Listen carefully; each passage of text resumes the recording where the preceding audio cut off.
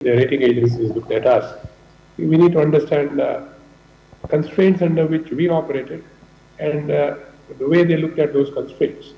So I would think that the rating that came out at that point in time, it had a bearing on context. Maybe I got first exposed to the whole rating exercise in the late 90s. It was clearly, I would say, conditioned on our own economic performance and the way we were positioned, as it were, in the global committee. But if you come to today, the situation is different. The way I have looked at it, maybe I have become a little wiser over the years. We need to understand where we are today.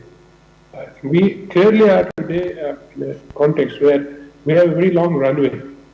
To me, in any context in which when you look at a country, the prospect, the future of this country, of a country, in terms of growth opportunities becomes fundamental to a rating exercise. But then there's other aspects that you well brought out in the CareEdge book that I see. But to me, from my perspective, the growth runway is critical. All other things that you have put in are equally important.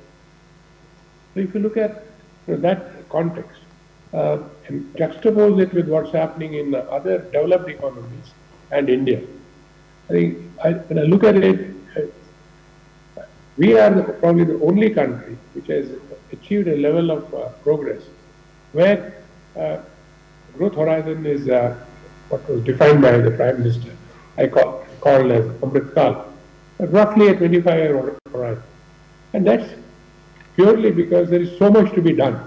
There are so many things not yet done. For example, if you look at the infrastructure space alone, there is enough to do, starting with infrastructure at the village level, the small town level, the town level, the larger cities, connecting India, every area of infrastructure, including what is happening now, particularly with the newer technologies. All these need to be put in. And we're talking about a very long horizon.